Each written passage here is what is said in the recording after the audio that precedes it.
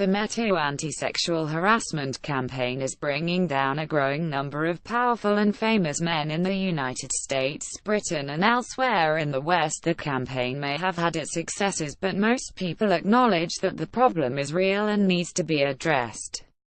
In Russia, however, the whole thing has been dismissed as some crazy excess of political correctness. Political correctness has long been a favorite target of the state-owned television in official propaganda. But it is also one of the areas where the point of view of the government jibes with that of ordinary Russians, men as well as women. Hatred of political correctness in general and feminism, in particular, makes strange bedfellows.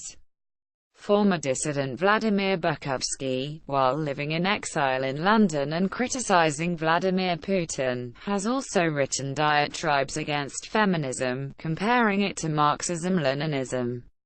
Over the past 30 years, largely thanks to the openness to the West and the desire on the part of many younger, educated Russians to rejoin the European cultural mainstream, considerable progress has been achieved in relations within the family and attitudes toward women. In mid-2016, a flash mob started by a Ukrainian woman with a hashtag #ImNotAfraidToSee was picked up by hundreds of Russian women talking about their personal experience with sexual violence. But even that action, with many stories detailing cases of outright rape, was controversial. Quite a few intelligent, educated Russian men dismissed it as an exaggeration. Many men claimed to have respected her, know only to be attacked by the woman as weak and unmanly for not forcing themselves on her.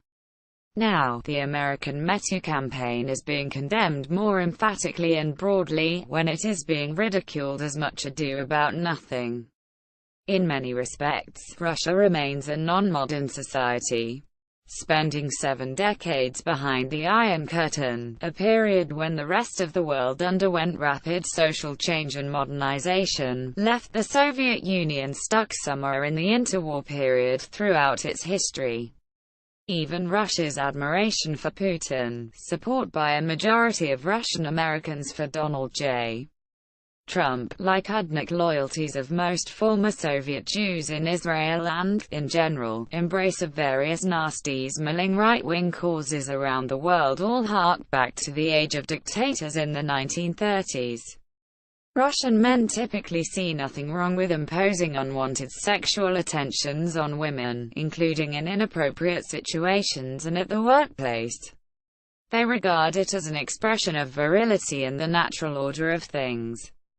Somehow it is considered chivalrous, which is ironic, since Russia actually missed the chivalrous period in medieval Europe, and holding doors and kissing hands is often weirdly combined with an open disdain for women, their professional and intellectual abilities.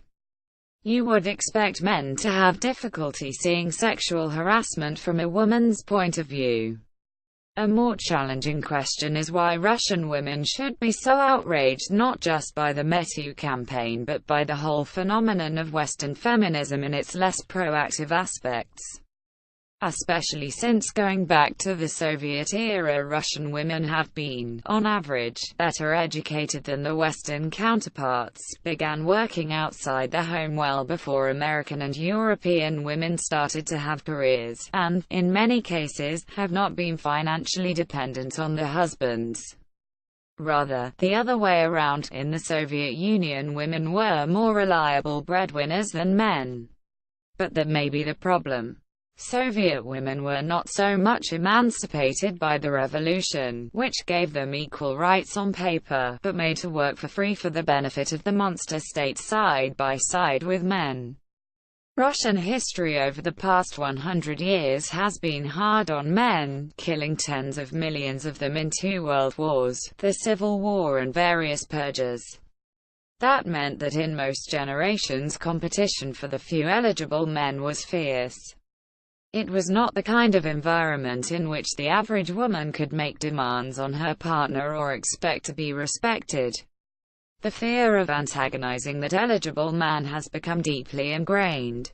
When Russian women see their sisters in the West demanding to be treated as equal, they feel resentment. In the same way, Russians so often direct their wrath on those who protest oppression rather than on their oppressors.